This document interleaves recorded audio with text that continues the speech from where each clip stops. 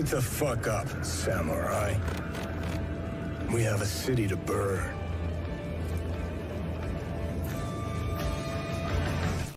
Hello, everybody. Welcome to another Wednesday night Dumpster-Fireside chat. I'm here with Hashiro as well, and we have a wonderful guest tonight, Mr. Mecha John. He has decided to join us. Thank you so much. How is everybody doing tonight? Hey, everyone. What's up, Sage? Everybody grab your milk crates, gather around the dumpsters, we pour the gasoline in, and get ready to burn this bitch. Gonna burn this motherfucker down. Do. So, we were talking about a few things before we went live. Yes, we were. I want to something over. What's up, Mr. James? How you doing, dude? Thanks for hanging out. Thanks for coming. One thing I wanted to ask you that's probably going to piss Hoshi off. I'm just going to call you Hoshi now, dude. It's gonna be a One Piece thing. It's good. Yeah. Oh God, damn you. Mecha John, have you watched the live action One Piece yet? Yes, I haven't finished it, but I think I'm on episode 7. Okay. What do you think of it? Well, I've never seen the anime, so Same all here. of it's fresh to me, and I think it's wacky. I think it's creative. I think that it succeeds where the live action Cowboy Bebop failed, because a lot of the production quality seems to be similar to me regarding camera angles and the way certain things are blocked and done. I feel like that works a lot better for something like One Piece, not so much for Cowboy Bebop. But so far, I've been enjoying what I've been seeing. I mean, again, not having watched the anime, I'm sure anime purists will hate it. I've heard mixed stuff from people who follow the anime that they understand where it's going, but I think what the live action One Piece has done is succeed in getting people into the anime, because I'm going back and watching the anime and all that other stuff. So it's fun. I love it. Hoshiro already posted a video of him how much he loves One Piece. There is not a force on this planet or in this universe that can get me to watch this show. I despise One Piece with every ounce of my being, and the fans know this. So may I ask, what about it is it that you hate so much? It's not the show that I hate. Here we go again. It's the fans that I hate, because no, hold on, wait. Oh no, just give a condensed story, because we don't have.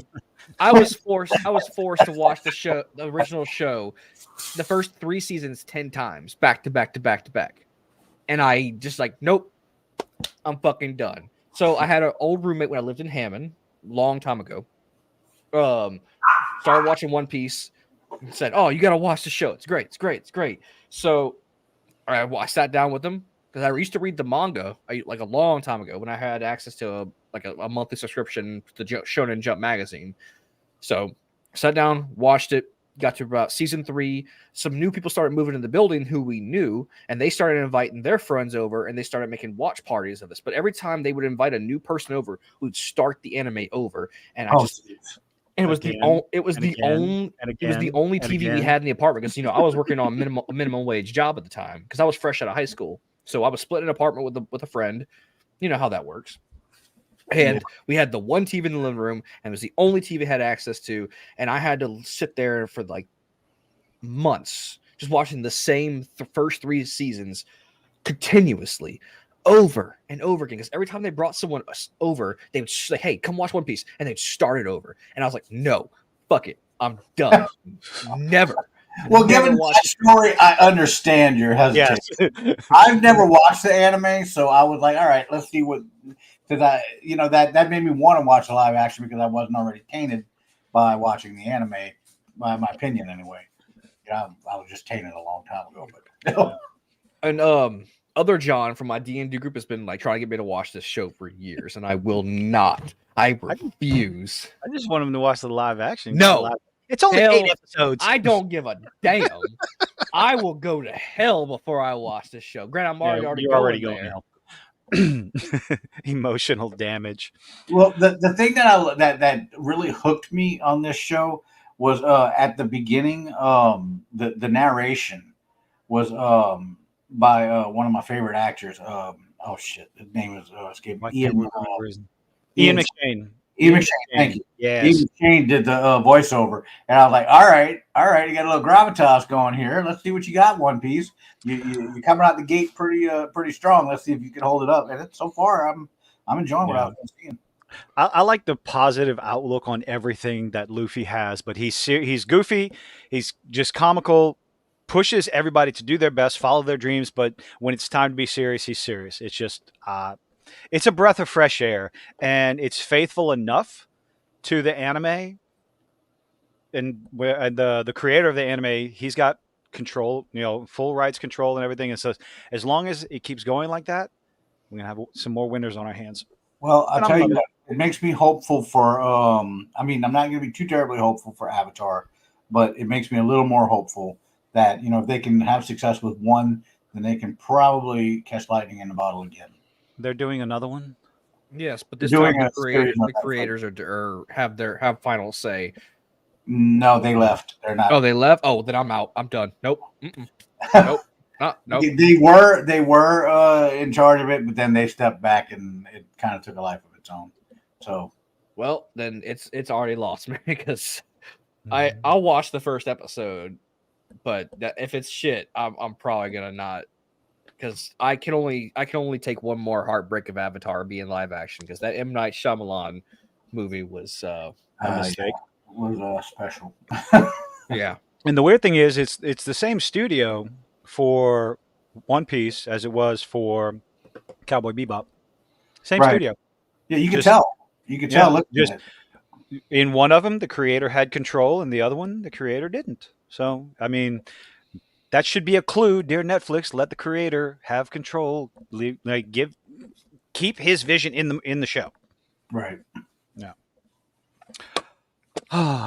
So, Ahsoka.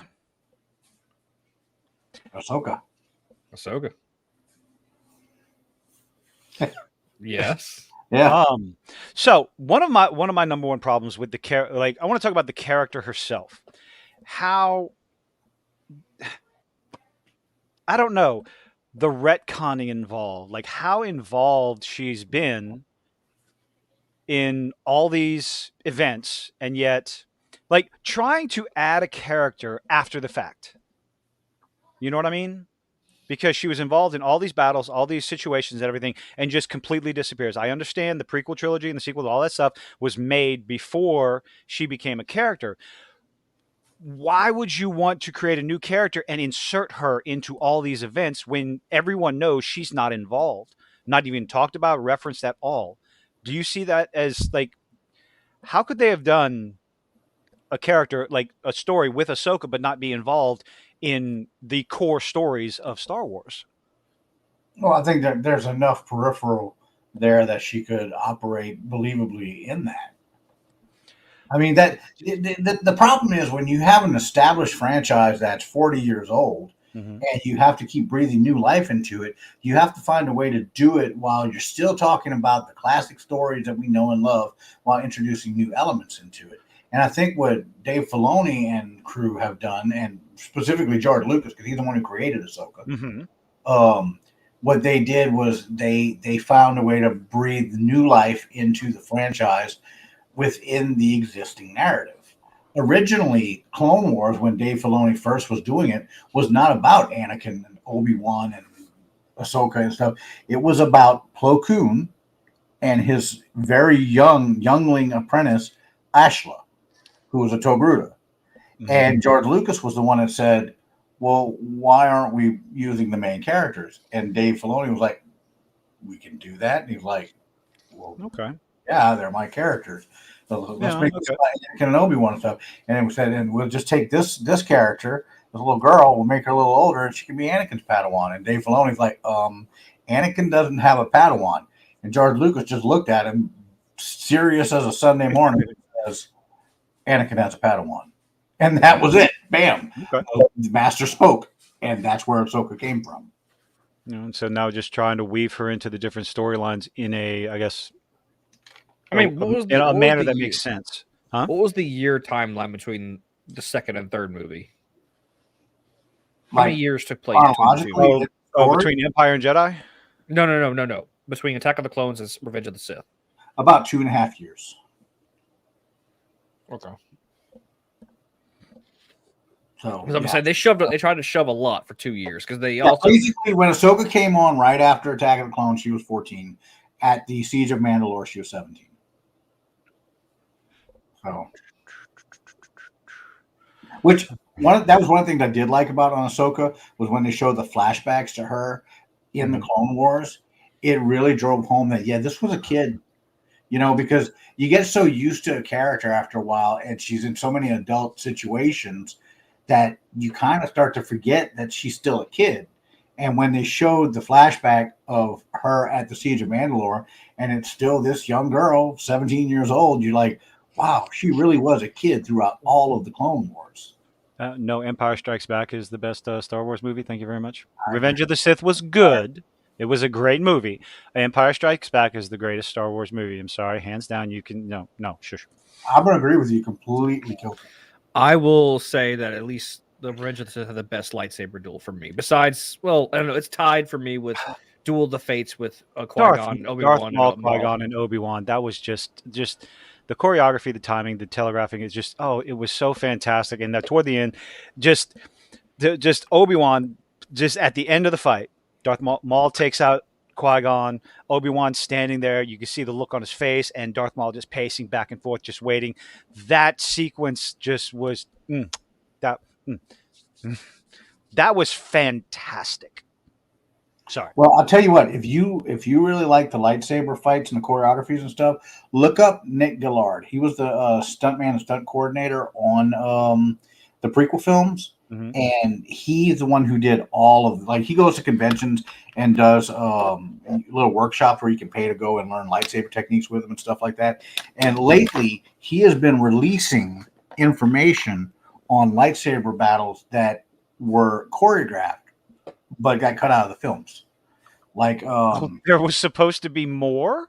Oh my God! Some of the stuff. Look him up. Just look him up. The stuff will blow your mind. Like there's one scene where I think Obi-Wan is going up against 6 Magna Guards at the same time. What's his name? Nick Gillard. Nickgillard, I believe. And so he's been releasing a lot of stuff. Some of it's actually some behind the scenes footage of him in a Jedi outfit actually teaching them how to do the moves and stuff. It's some beautiful choreography work, and he just he was described. His stuff's amazing, and he actually was brought in on the if I'm not mistaken on the Siege of Mandalore arc of the Clone Wars when they did the motion capture of the lightsaber duel between Maul and Ahsoka, which is one of my favorite lightsaber battles of all time. And I still don't like the fact that they brought Maul back from the dead. I don't care whose choice it was. That was dumb. He cut him in half. Anyway, go ahead. That was George Lucas. I know, and everyone's giving me all kinds of explanations about rage and hate and keeping Sith alive and all. Well, I agree. It's like cut him in half. Anyway, again, here's my thing that we talked before the podcast. We talked about where we set bars and stuff. My bar for believability on Star Wars and the things that I'm willing to forgive is set at Doctor Who. If Doctor Who can get away with it, then Star Wars can get away with it. And Doctor Who's bar is pretty freaking low. Because when I saw the motorcycle drive up the side of the building, I was like, all right, this bar is at its lowest it's ever been. But I'm saying that they did all kinds of wacky, zany, crazy stuff in Doctor Who, and people loved it. They ate it up like candy. But as soon as somebody missteps on Star Wars, like, oh my God, they ruined everything. Well, hold on. Would you consider it a misstep, or when it goes against a precedent that's already been set? Like I try to judge Star Wars based on what's come before it. What's that? But that's what that's based on what we're talking about. Like, say for example, if Tolkien, when Tolkien decided to write The Lord of the Rings, if he would have not stepped outside of the world he created with The Hobbit, like if he'd have stayed only in the Misty Mountains and the Lonely Mountain and Dale and all that stuff and not explored the rest of Middle Earth, then that would have been him tying his own hands. It's kind of the same thing that George Lucas with Clone Wars. After he released the prequels, he wanted to do the Clone Wars to explore stuff he couldn't do during the prequel trilogy. And the whole reason the Clone Wars exists because George Lucas was the one who was heading it. You know, we talk about Dave Filoni. Yeah, Dave Filoni was brought on as showrunner, but George was in there every day at story meetings. George was the one who was, approving designs and stuff. He was teaching Dave basically how to take over for him. And, a lot of the stuff that people say, well, George Lucas wouldn't have done this. Well, George Lucas was actually hands-on the one doing this stuff that people think was all Dave Filoni. Like, for example, Maul coming back. Not Dave Filoni's idea. Yeah, that's Dave Filoni spoke out against it. George Lucas said, no, Maul's still alive. Yeah. Well, my explanation for Kilted over here is that, I mean, if you look at the extended universe, expanded, that not extended. Fuck rant. No, not Legends. Expanded universe. Darth Revan lost his whole body to the dark side of the Force and still maintained his consciousness, his soul, because he used the dark side to fuel his hate and basically put his body in the mask, or his consciousness in the mask. It was just, he was using the Force basically to make a suit, kind of, to move around, to be. And I still think that's silly. It's Space Wizards. It's Space Wizards. It's okay because it wasn't canon anyway. So should have been. Not anymore. It wasn't ever. George Lucas recognized the EU as canon. I thought he did. I thought he recognized it. I thought the word was that he recognized it as canon unless it went against his main movies. No, there's a quote. I'm trying to see if I have it somewhere. From Kathleen Kennedy decanonized it all. Oh, fuck Kathleen Kennedy. Never mind. I was like, with Kathleen Kennedy, it's hit or miss, because you can sit there. She was part of like the production or producer or whatever on all these fantastic movies George Lucas did, but everybody wants to complain that, oh, she just got coffee, she just did this, she just did that. But then now she's almost the same position on a bunch of movies and TV shows and all that stuff. She's the president of Lucasfilms, LucasArts, whatever. So the problem with Kathleen Kennedy is she should have never tried to get into the creative side of it. Yeah. She should have never put her finger. Maybe like one of the things a lot of people talk about is with the prequel trilogy, George Lucas didn't have anyone there to tell him, no, maybe don't do that, or don't do it this way, do it like this and that. And that was some of the problems people had with the prequel trilogy in the beginning versus the original trilogy, where George had someone there going, to kind of rein him in. Or am I misremembering something? George was the writer and executive producer. He directed Star Wars, but he had other directors that were taking his vision and going with it. And the original trilogy was a work in progress throughout its whole course. I mean, it wasn't all written, as much as people like to think it was written in advance. It wasn't. They were developing it as they went. In fact, the other Yoda spoke of was not Luke's sister. It was somebody that was here on the other side of the galaxy. But I lost my train of thought. Sorry. I have no idea what everybody's talking about in the chat, but something about Hoshi's dick kilted. What? Huh? Oh, fuck. Oh, God. Fuck Kathleen Kennedy. Not even with Hoshi's dick. Right. We were talking about Kathleen Kennedy. That's mean. I don't know. I was looking for this quote from George Lucas, and I just had a brain fart and completely lost where my train of thought was going. But not even with George Lucas said that from his point of view, the EU, he never considered canon. He sees it as almost a separate universe, that he has his stories and what he does, and then these other people, right, they have their own little sandbox, and they try to keep it within the world he built as best they could. Mm-hmm. Not beholden to any of that. He said he never read the stuff, and it just didn't have any effect on him whatsoever. So all the stuff that people were, clinging to in the EU was never canon. It just never was. As much as we loved it, as much as, for me, Thrawn was canon in my brain, but Thrawn honestly was not canon until he showed up on Rebels.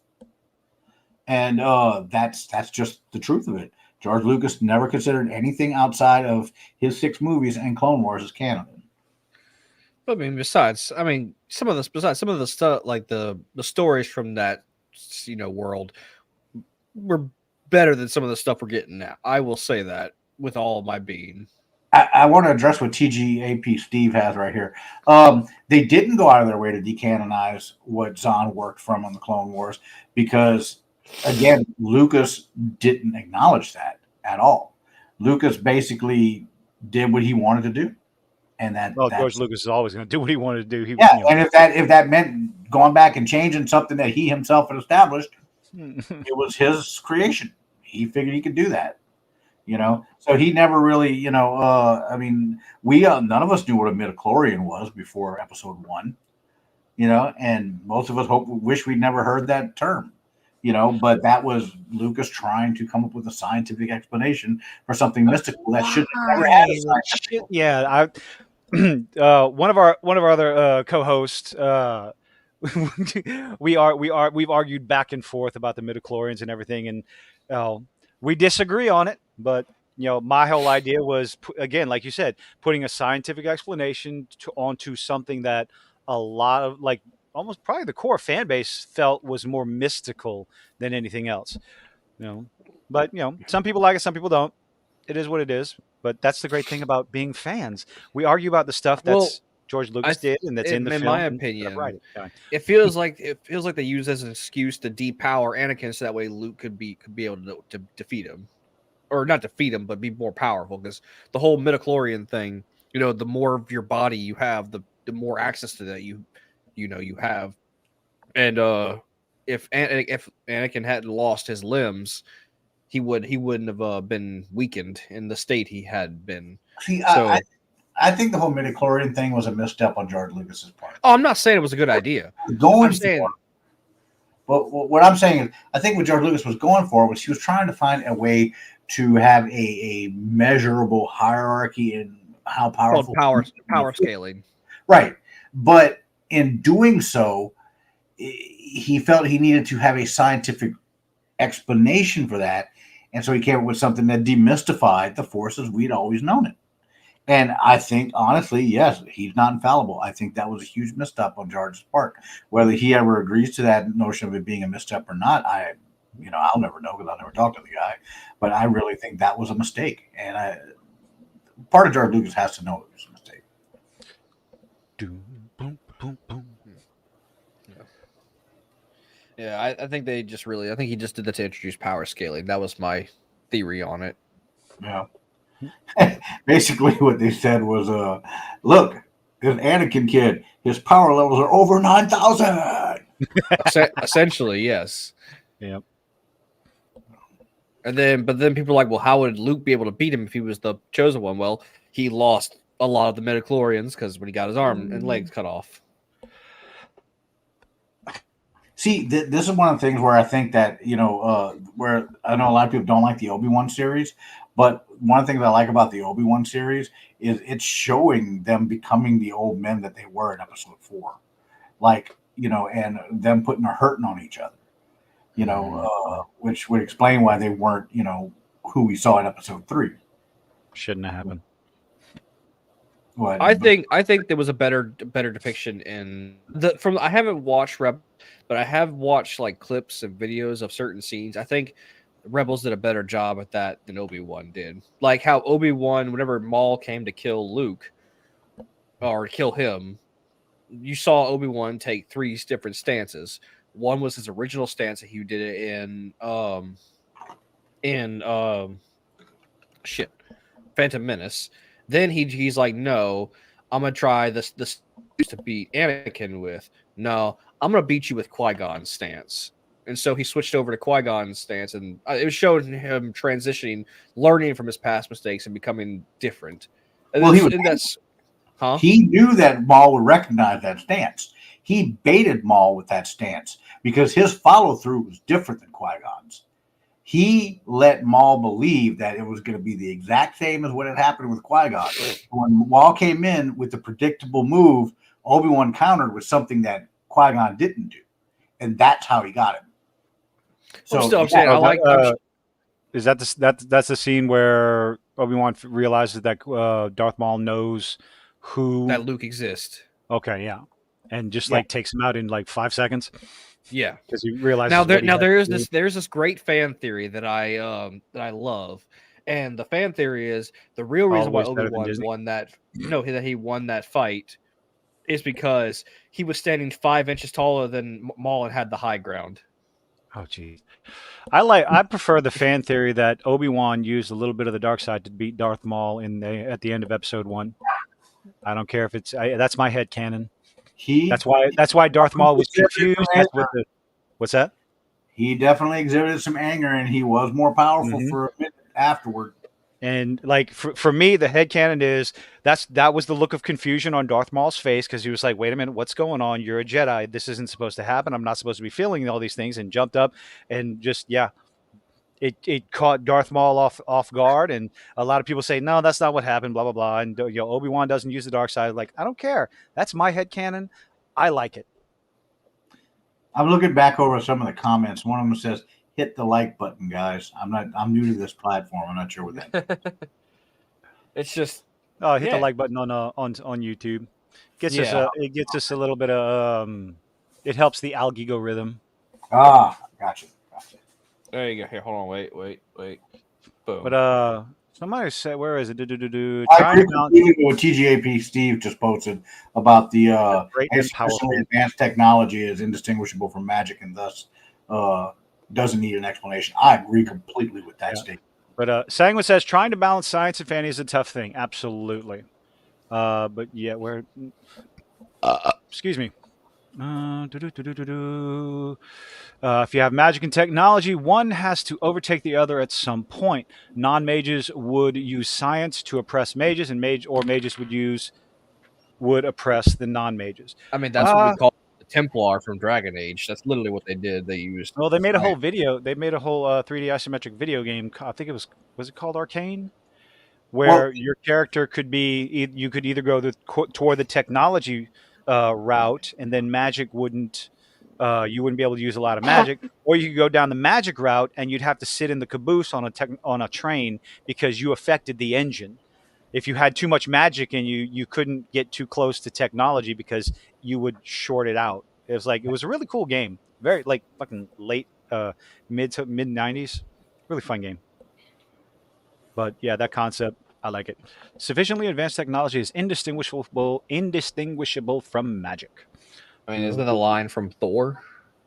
Like Thor 2, or was it Thor the Dark World that said that? Or was it Thor 1 that said that? That phrase has actually been around long before it was used in Thor, though. I remember people saying that regarding ufology since the 70s. That basically, people say, well, these magic spaceships coming in and doing stuff that planes can't do. Any technology that we don't understand is indistinguishable from magic. That's just something that, as long as I've been alive, I've heard that phrase, which is why when they said it in Thor, it fit. But it was definitely. Actually, I think maybe Conan Doyle wrote that in a Sherlock Holmes novel. Arthur C. Clarke. Arthur C. Clarke. That's it. Steve is another one of our resident Gen Xers who has a much better memory than I'll ever have. So Steve, I'm correct in that it came from Clarke was the one who wrote the Sherlock Holmes books. He'll give an answer in a minute.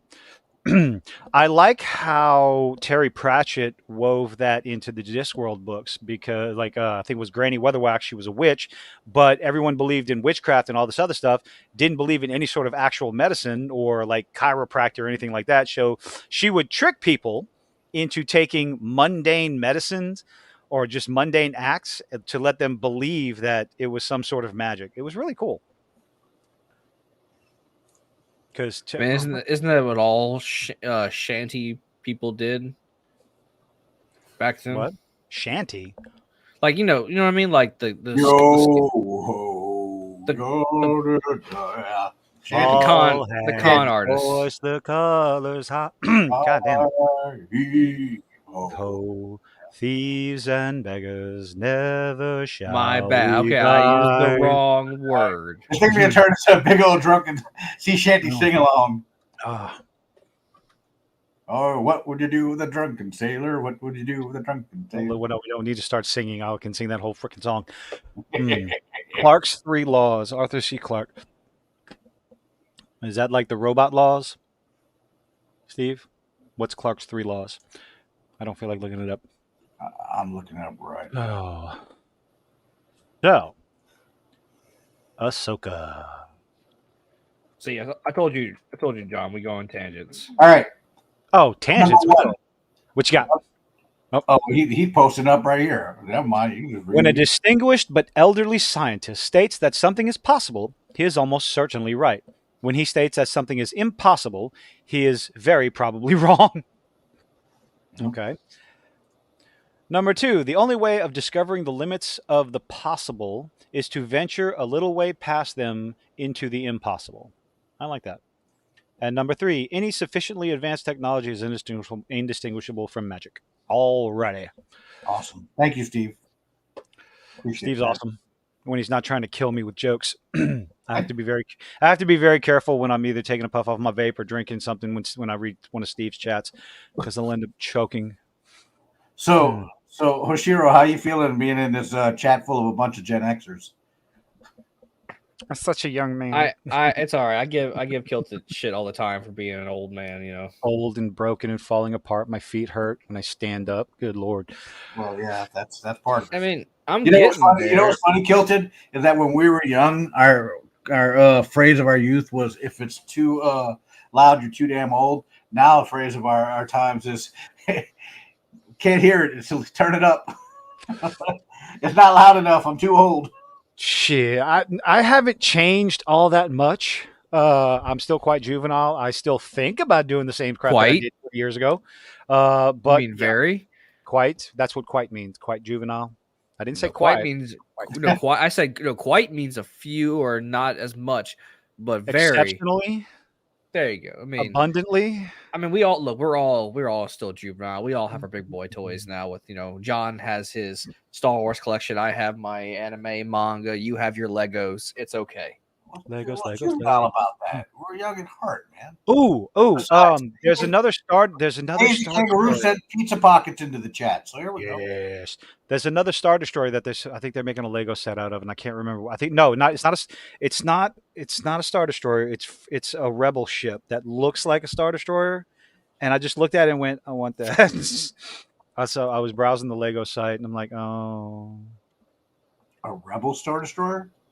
it looks like a Star Destroyer. It has the same triangular shape, but it has more of a fin at the back of it instead of that octagonal or the box. I don't know how to describe it. It was probably from one of the animated shows. I'm sure it was from one of the animated shows. Not maybe one of the Articans cruisers? Now I want to go find it. That's not. Steve Yeah, said I the was- Rebels have the Star Defender. That might be it. Mm-hmm. Mm-hmm. Defender. I've not heard that. But I've always hung out with people older than me, John. So it's no big difference. My girlfriend is older than me, granted by a year, but still. Bruh, stop right there. Don't be talking about your girlfriend's age, man. I'm saving you. I'm saving you from a lot of heartache. She's right here behind me. And she's gonna smack the back of your head and just Hey, No, let no, it happen. We can hear it. I'm sure she the looked at me and said the 2 microphone years, to pick not it up. 1. talk about a woman's age, man. Which, by the way, John informed me that he talked to you about Gulf beer, Gulf Brew. Gulf Brew. Do you remember that? Oh yeah. Okay, the Star Defender was not a that is a calamari cruiser. I didn't look too much into it yet. He wants to do it for his birthday. Oh, just throw out in the universe when my birthday is, Hoshi. Thank I you. didn't say what Dude, you just date. said Gulf Brew birthday. You just kind of threw it to everybody. Oh, it's fine. My birthday is the 6th of May. There you go. We're even. Okay, that's not how that works, but okay. I gave the exact date. All right. Oh, damn. So you're a Taurus. That makes all sense. Don't start with that. We're talking about Star Wars, not stars and astrology. We're talking about Coruscant. A decent establishing shot. All right. So anyway, the Rebel Star Defender ship was a calamari cruiser. I appreciate that, Steve, but I wouldn't call myself a trophy boyfriend. I'm more of like a raccoon or a trash king. Trash Panda. Yeah. Where did I see this damn ship? I feel like in my head I'm seeing the one you're talking about, and I don't. And I saw it. It popped up somewhere. I think I clicked on one of the emails I get from Lego.com, and I was just scrolling through some of the sets that are supposed to come out this year. So that was beautiful. Somebody's goose got loose. Sorry, I had a sneeze. Oh. You've been sniffling enough. No, I popped my nose and I had a sneeze after. Holy crap! I just looked up Lego Star Destroyer and I see the size of that Imperial Star Destroyer. They have a few of them with thousands of pieces. They have got the $600 price tag on it. Oh yeah, they have an expert set for the X-wing that I want to get. I think it's about. Are you talking about that Venator Star Destroyer? Is it the Venator? Yeah, that's from the Clone Wars. The Venator class Republic Star Destroyer. Got the little gun at the top of the fin. Well, not a gun. It looks like a gun, but it's actually the bridge. I can't remember. Let's see. Yeah. Yeah, we're going off on tangents. I think the Venator might be what you're talking about. That's it's got red on it. Yeah. Yeah, that's a Venator. I thought I saw a different one.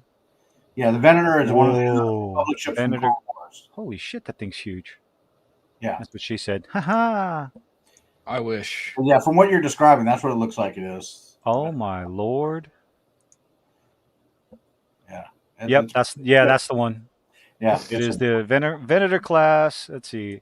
In fact, at the very end of Revenge of the Sith, when you see the Star Destroyer, all that is a Venator class that had all the red taken off and painted up like the Imperial Star Destroyer gray. I think Killjoy's soul just left his body when he saw the price tag. It's $650.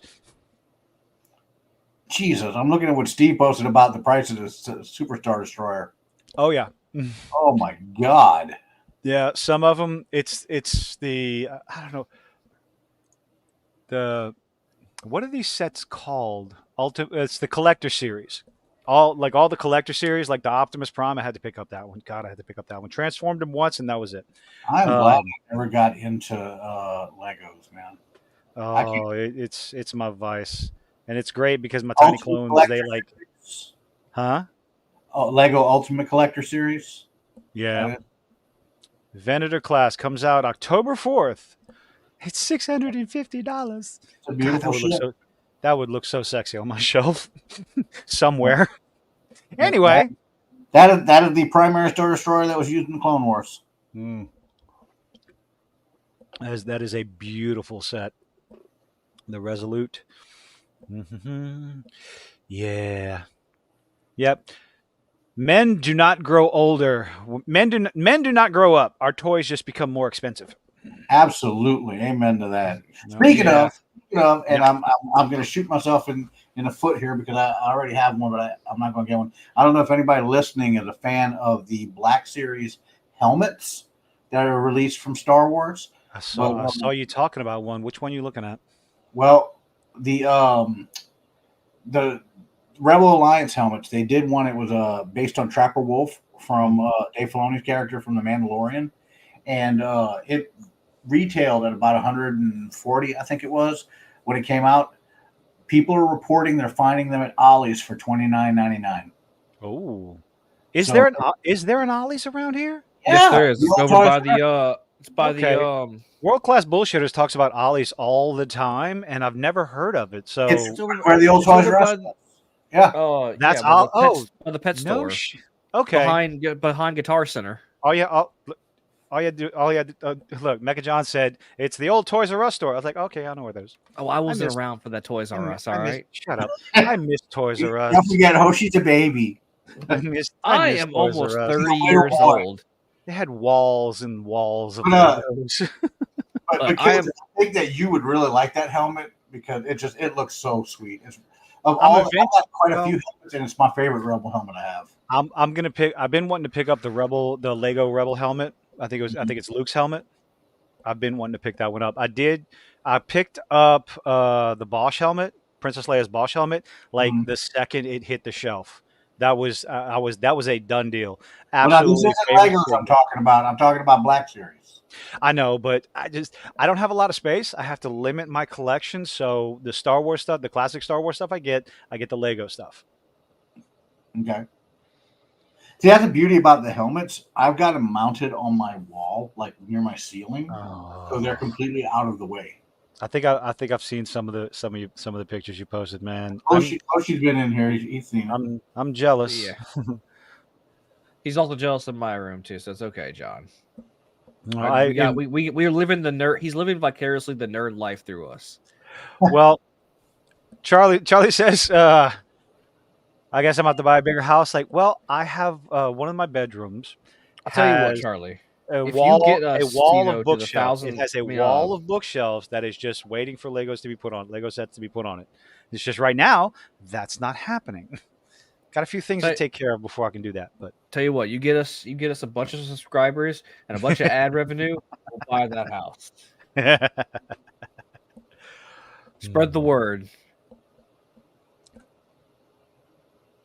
Okay, I just took a picture of my wall in my room using my panoramic thing. So I'm gonna save this and try and upload it for you guys. Is there a way to upload a photo into this thing? There is. You can kilt it. No, you can. There should be at the button at the bottom. Let's see. Let's get rid of that real quick. Was it present? It's preset or present. You can if you. Present. Gotcha. Yeah, but it has to be like on your computer. Okay, or somewhere on your computer. You can hit present and click the file, and I'll share it to show it off. Okay. Let's see the helmets too.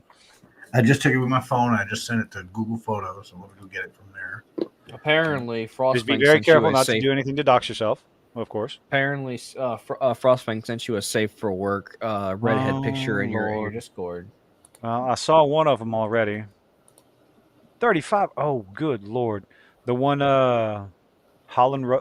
who's Holland Roden as April O'Neil? I don't know who that is. 35,000 piece Star Destroyer. My goodness. Okay, so I go to present, and then you can share screen or video. Video file. What I usually do is share.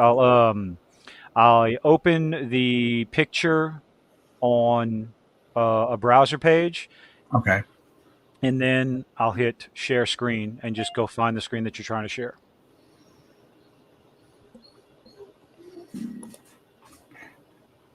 See, Hoshi, this is what old people do whenever we're trying to figure out technology. I wish I could argue with you, but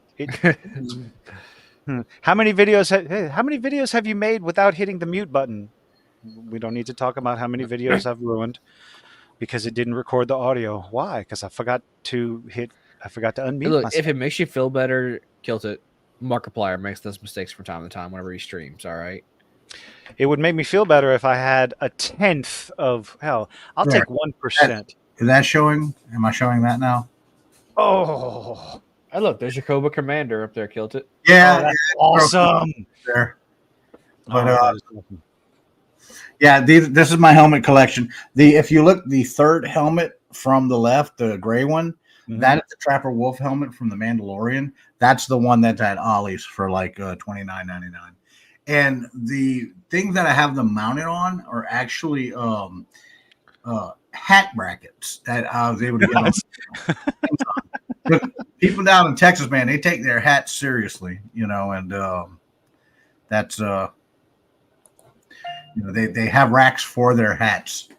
I think Steve is impressed. That is nice. That is nice. I don't know if I told you about this, John. Sahili and I are considering making our own, like what you did, make our own custom Star Wars characters as a cosplay together. Nice. I love how we're all going out of our way to keep our actual names hidden, and you bust up with your girlfriend's real name. She doesn't put herself online, not as much as I do.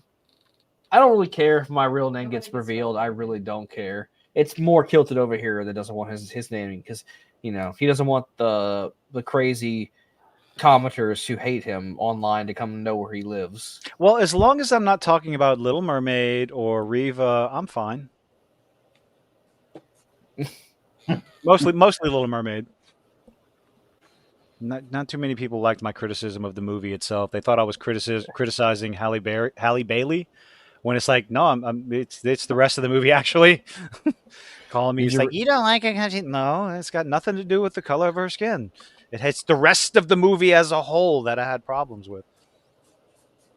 I enjoyed it for what it was. I'm not gonna watch it. No offense, I'm just not. It was very it was very I don't want to say true to the animated movie because they did change a few things. Quite a few things. Location. But it was it definitely held the flavor of the original. I was just mad they took out the French song. I think it lacked the character and soul. They took out one comical song and tried to put in another comical song that was just painful on the ears. Talking about the Scuttlebutt song. The Scuttlebutt. Oh, God, Aquafina was. Yeah, that was a thing. Hmm.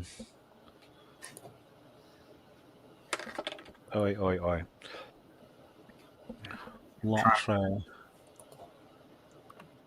But there was one particular thing, les poissons, les poissons. So, talking a little bit about Ahsoka, episode 7. All right, that's what we were here for. this first, I mean, I told you, tangents. Oh, yeah, nothing wrong with tangents. Decent opening shot, but it's this whole scene right here. I had the idea, whether you like it or not, or anything. Hera is a general. I voiced my opinion on her inability to take off her helmet, regardless of the production reasons why. She's never dressed like a general. The only reason she's been dressed wearing... like General Hawk. General who? General Hawk, G.I. Joe. This is not G.I. Joe. This is Star Wars. She was not even anything resembling the same uniforms as everyone else around her. Like in cartoons, you have the characters dressing the same because it's a cartoon, they're recognizable and everything. When you get into live action, you can't keep doing that. I mean, if anything, from the shoulders down, to a point, I can excuse the headgear because, well, it's the headgear, it's the makeup, it's to cut costs on the prosthetics and everything. But at least get out of the pilot suit. Yeah, if she's going to be at a tribunal, she should be in her dress greens or her dress whites. Or any other scene that she was in the previous 6 episodes. But this scene... you're led to believe that she's going to suffer the consequences for her actions, which rightfully so, regardless of her reasoning behind it. And one of the number one problems in one of the previous episodes where she was asking to go on the mission to meet up with Ahsoka and investigate everything, they keep asking her for proof. I can understand the previous one not having a lot of the proof, but what happened at the shipyard? You ran into Marok wielding a lightsaber. There's evidence, there's proof. You have witnesses, you have all these records, and you have the ship leaving with the star, what the hell are they called? The engine, the lightspeed engine, the hyperdrive. Thank you. That's not enough. They didn't even bring any of that up at the time. Like that information my whole point about all this is referencing this as it's poor writing. Examples that they could have given from previous episodes to show, and if nothing else, this council, what evidence do you have? Well, how about everything that happened at the shipyard, everything that happened, all the information they got before the hyperspace ring, fucked off. So why wasn't any of that brought up, at least in this meeting, in this scene?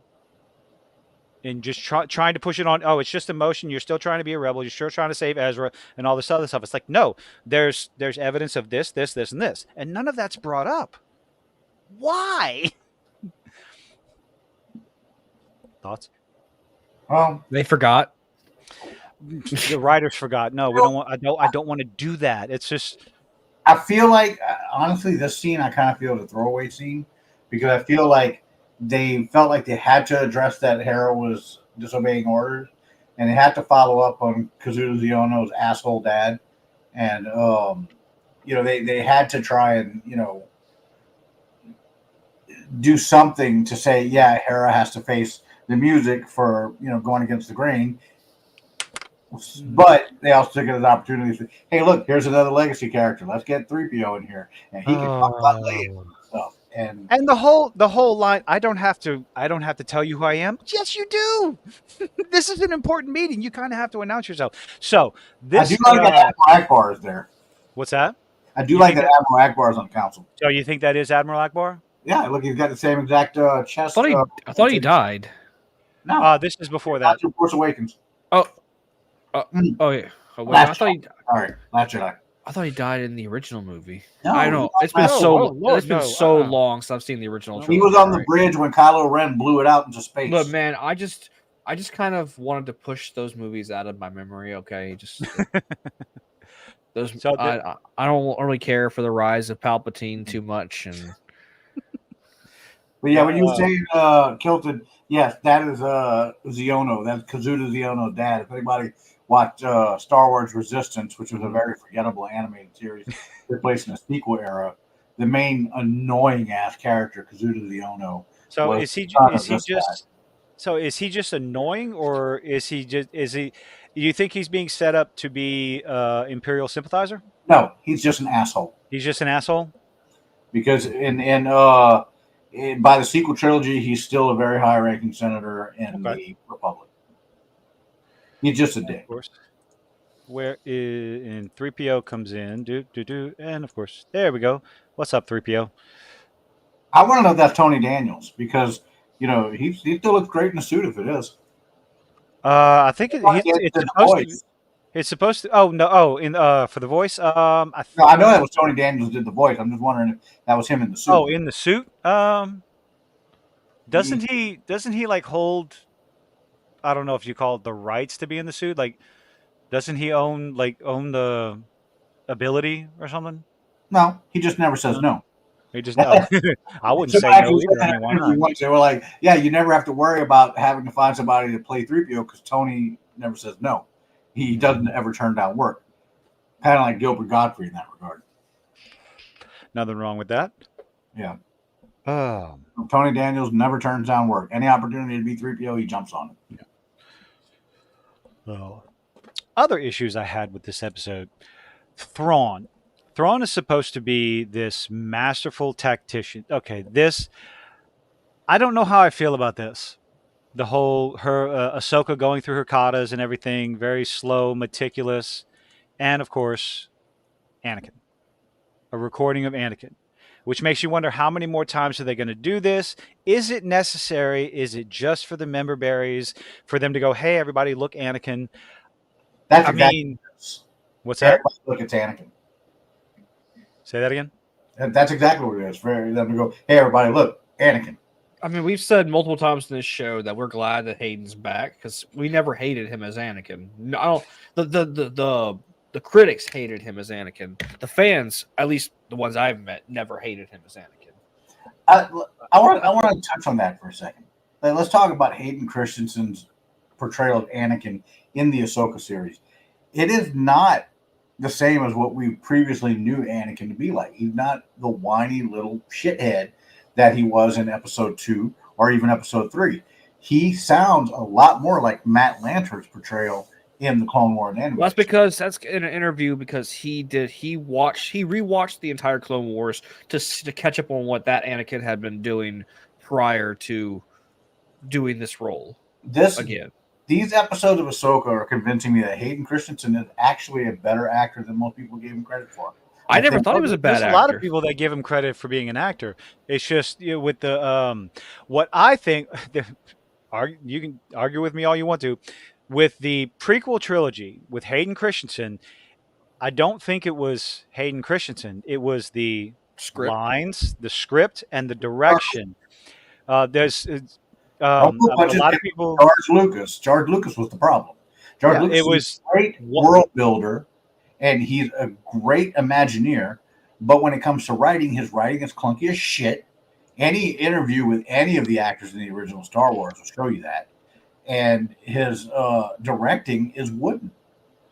well. And he did write One of for one of the shit. things I've heard is that he is a one-shot director. You get one shot and that's it.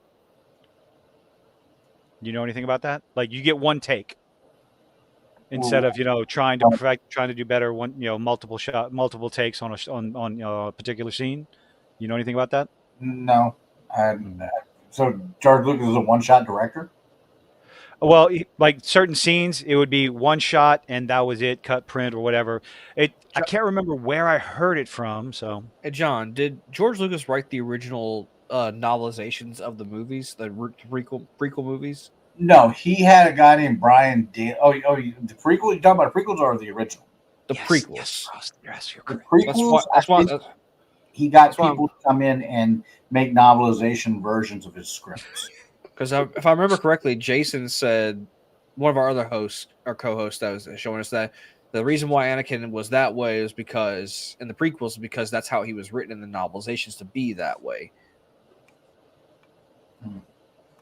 Also, Jason's just jumped in the chat. So hi, Jason.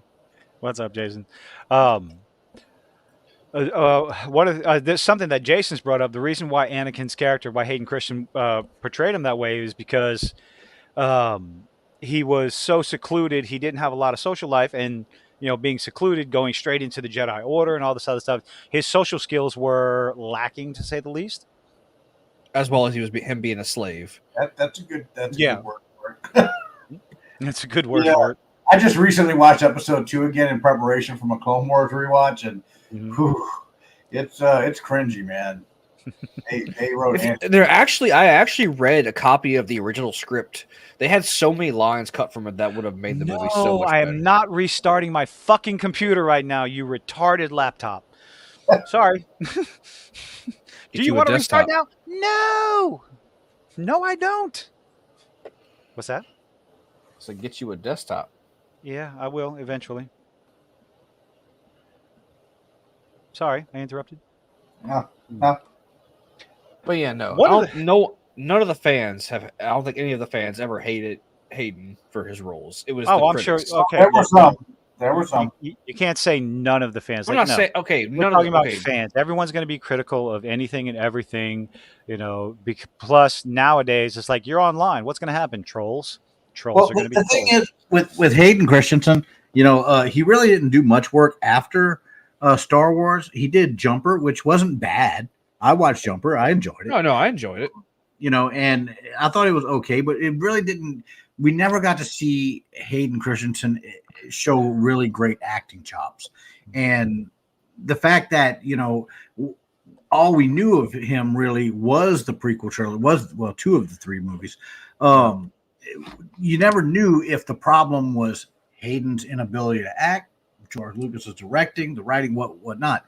But between his appearance in Obi-Wan Kenobi and now in Ahsoka, was it really that much though?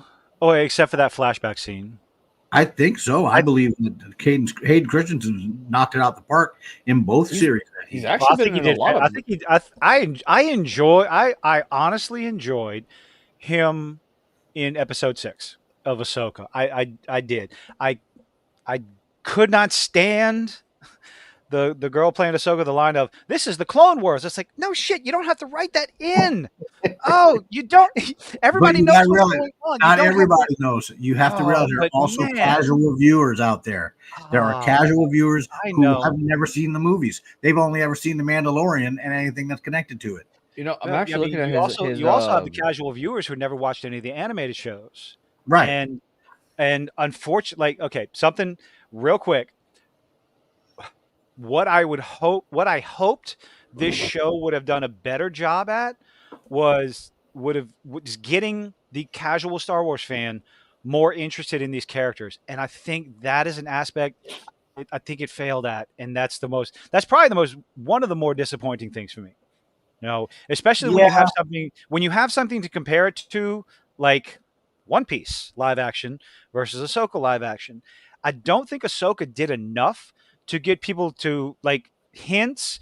Maybe not. I was never asking for 10, 20 minutes of exposition, but something, a hint here and there. I think episode 6 with the little flashbacks, World Between Worlds, whatever that was no really explanation. I don't think there was enough. And I Well, think the that comparison between Ahsoka and One Piece, I think, is unfair because One Piece wasn't building from an existing narrative. Mhm. One Piece was starting from the beginning, and Okay. One Piece was introducing the world with each minute that passed as you were watching the episode. You were learning about the world. I mean, I'm talking about like for me because again, I didn't watch the anime. Watching One Piece, just I knew of Monkey D. Luffy and I knew of the crew. You know, I'm still wondering about Chopper, how they're going to do him.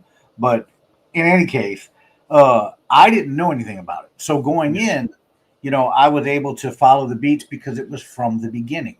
Had they jumped into, say, season 8 of One Piece with the live action series, I'd have been like, well, who are these people and what the hell's going on? And I think that a lot of people feel that way about Ahsoka. Yeah. You know, I see your so point. comparing it to One Piece, I think a little unfair in that regard. Fair enough. But your point still stands that people who hadn't watched the animated series don't really know, and they didn't do much to make people want to go watch the animated series, other than if I want to know what's going on, I guess I need to go back and do this. Yeah. Like for me, I had an idea who Ahsoka was.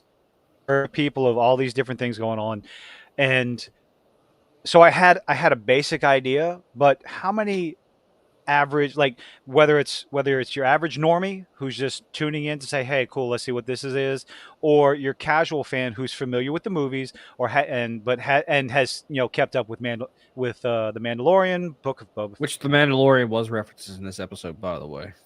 It was. Yes, in the courtroom scene when when they were doing her trial, they're like, how can you ignore the Oh, the Navarro stuff, yeah. Yeah, he's like, they mentioned the siege on Mandalore about oh fuck, I can't remember his name. Moff Gideon. They mentioned he was, and they're like, oh, he's just a rogue warlord who's trying to return him to power. Oh yeah, okay. Which is Trying to you had use to that have you had to have watched season 3 of The Mandalorian to know that was happening. Well, what was also interesting about that very thing in that courtroom scene, it just goes to show how willingly blinded the New Republic is being to the threat.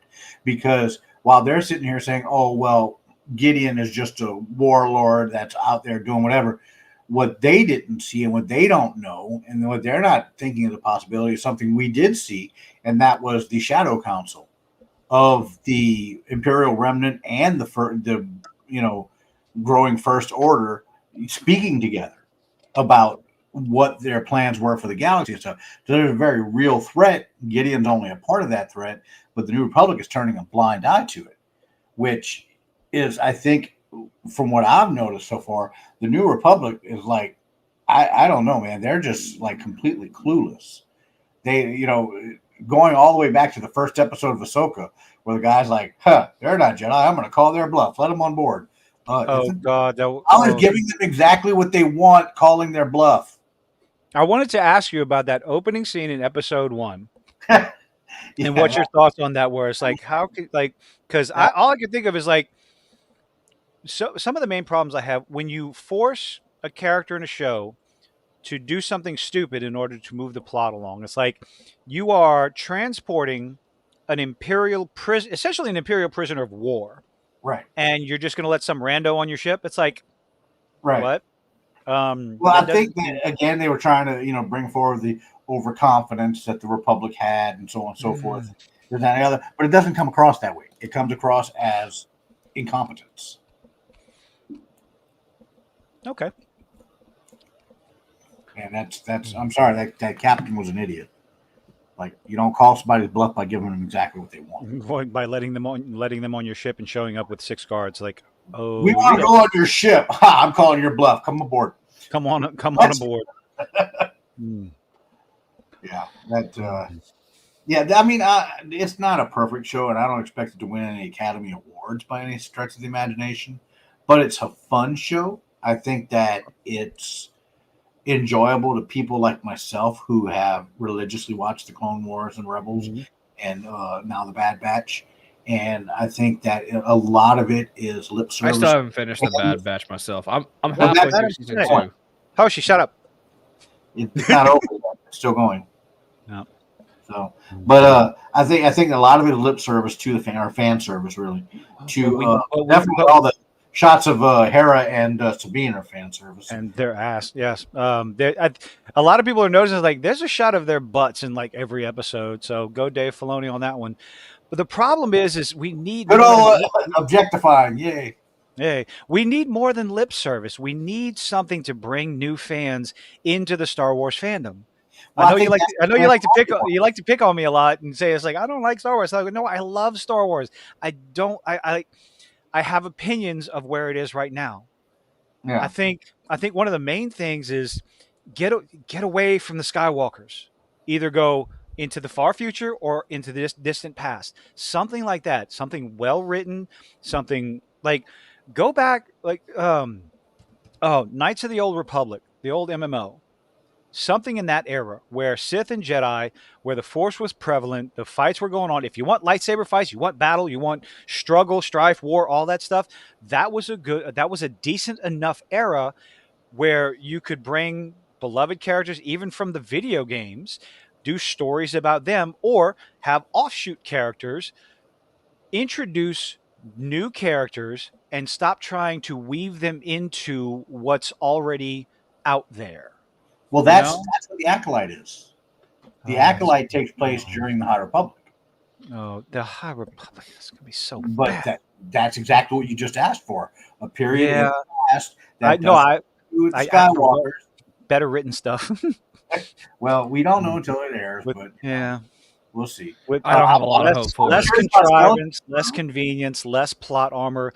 Like I've seen no real sense of urgency, especially with these two. There is absolutely no sense of urgency. You would think Ezra is like, what are you doing here? Ezra, my understanding, Ezra sacrificed himself to get Thrawn out of the picture. And now all of a sudden, everybody's showing up all of a sudden? Well, that was interesting because you see that she's deceiving him the whole time.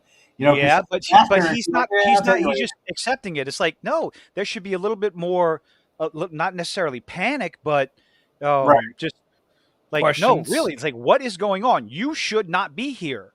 Like Ezra should be more insistent on understanding. It's like, why are you here? How did you get here? Or at least say something like, every time I mention going home, you have this vague kind of, what's that about? It's complicated. It's like, what? But then again, at the same time, it's like Thrawn's been on the planet this whole time for how many years and hasn't done anything with Ezra?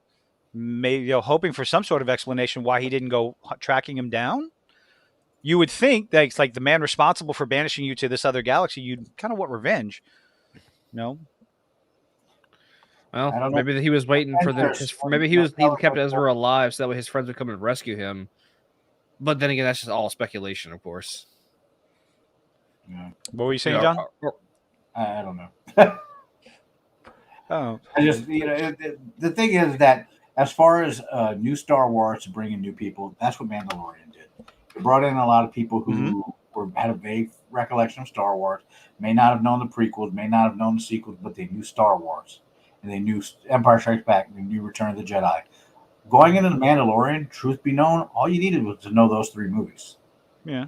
And that was a nice jumping on point for a lot of people. And I know people who, again, watched that because they were familiar with Star Wars from having watched it when it came out in 77, 80, and 83 and never gave it another thought. But like, okay, this takes place 5 years after Return of the Jedi. All right, let's go. Let's see where, this is Boba Fett, right? No, this is a different guy. Man, okay, no problem. Let's go with this. Do you think think the whole babysitting Grogu was a good idea? Oh, I think Grogu was a brilliant thing on a marketing standpoint. No, I'm not talking about marketing. No, that was all it was for. I'm talking about as far as a good jumping off point for story. Like in like a lot of people expected more of an actual bounty hunter because that's what he was in the first couple of episodes. But now all of a sudden he's a babysitter, Well, and then he's not, and then he is. So but the whole thing was based on Lone Wolf and Cub. Mhm. Filoni, Filoni and Lucas shared a love for samurai films and samurai stories, and that was something that they bonded over. And so George basically told Filoni how much the samurai genre influences Star Wars as a whole, and Filoni took that to the next level with I can't remember his name right now, Favreau. They went and explored that with the Mandalorian. Said, hey, let's throw in some of these samurai scenes. Yeah, well, let's throw in some old Western scenes. Okay, let's make this a samurai Western. Which, if you think about it, samurai films and Westerns weren't all that different. yeah. If you think about the Seven Samurai and the Magnificent Seven, there's a lot of crossover between Westerns and samurai films. And I think that's where Favreau and Filoni came in with Mandalorian. They're like, let's do a samurai Western, and we're basically going to do Lone Wolf and Cub. In fact, I think it's episode 4 of Mandalorian where they go to Sorghum, which is the planet with the marauders that were attacking the village. Uh-huh. That whole thing was a Seven Samurai. Except instead of Seven Samurai, you had a Mandalorian, a Rebel Drop Trooper, and Grogu. But that whole story, it's even dedicated to Akira Kurosawa at the beginning of the episode, because the whole thing is the Seven Samurai story arc. And that's true. More butt shots, that'll get the fan. I mean, yeah, I'll give it to Hera. Anyway. But anyway, Hera ends the beat. That's the point I'm making, is that because they came in on Mandalorian with a time-tested format, which was, spaghetti Western, samurai, and they kept it limited to all you need to know is that the original trilogy happened, it gave people a great jumping on point. And I think that they wanted to eventually expand the lore in live action. I think Book of Boba Fett was a huge misstep. So I'm not really going to forgive them for that. But you don't like the Vespas? The shiny, bright, clean, colorful. You mean the thing that should be on Coruscant, not on Tatooine? Whatever those biker gang. The mod squad. That's what they were doing. It was the mod squad. They were based on the mod culture of the 1960s in London, England. That's what that was. My problem with those bikes, you're on a desert planet with bright, shiny, beautiful paint job. Like, no, that's not going to happen. That's why a planet like Coruscant, they would look great there. Yes. But on a desert, on the Tatooine, where the sand is blasting everything, no, that looks ridiculous. I mean about how it gets everywhere? They tried too hard on the puns in Book of Boba Fett, I think, and that whole pun was Mod Squad because they were mods. They wanted to do the whole mod culture of Great Britain, and that's the Vespas. What the thing was, and a lot of people didn't get, and I cringe every time I think about it, where Book of Boba Fett got me, that pisses me off to this day, was the name of the mayor. The mayor of Mos Espa. Mayor Mock Shays. Okay. Or as we knew him in our childhood, Mayor McCheese. Wait, what? Oh my God! I know who Mayor McCheese is, but Mayor Mock Shays, the mayor of Mos Espa. Oh my God! Of Mayor McCheese. Is it spelled the same but pronounced differently? It's if you just put a little shh in it, you change McCheese to McCheese. That's the name, McCheese. Mayor McCheese. Yep. So yeah, that Book of Boba Fett got me on that one. I was just like, I'm kind of disappointed. I was kind of digging the fan theory about the stormtroopers, and so far, unless something miraculous happens in the last episode, it's just. I feel like it's gonna be another one of those what's her name scenes, like the girl who played in the silver armor from the trilogy. Oh no! Trilogy. If they make a mini, I was telling John, if they make a minifigure out of this, I'm buying the set with them. I dig this one. I like it's kind of grown on me. His helmet's kind of grown on me a little bit, and Oh, I love the design. if they make a Lego minifigure, it's going on my shelf, like straight up. If like that's how much I love Legos. I got all the Marvel Series 2 minifigure random boxes. If they do another series for Star Wars and he's part of it, that's a done deal. The thing I love the most about him and the Stormtroopers and their design is the fact that it's based on the Japanese art of kintsugi, which is I think they call it I can't remember the translation right now, but it's like I can't remember, but it's the art of using gold to try and take broken things and put them back together and stuff. I mean, alchemy? No. No. Actual, Is it an art? You said that's a Japanese art, right? Yes, kintsugi. Okay. But Steve says the helmet straight out of the Roman Empire. I Yes, agree with that is Roman cavalry. I don't see it as a problem. I mean, that the helmet on Captain Enoch, that is straight up Roman cavalry helmet. When I first saw him, all I could think of was like, okay, product placement, trying to sell a toy. But then just after looking at it, it's like, okay, I kind of dig it. I do, Yeah. Well, I think the thing that I like the most about the whole kintsugi on the Stormtrooper uniforms thing is one of the key aspects of Thrawn's character. It's his appreciation and understanding of art. Yeah. And that the entire Legion has benefited from his knowledge in art. Where are they? The ones you're looking for the troopers. It's after this scene, I think. It's definitely after. It's yeah. There right here. Yeah, everybody was thinking that all the red bands and everything that was from the sisters, the witches, and everything.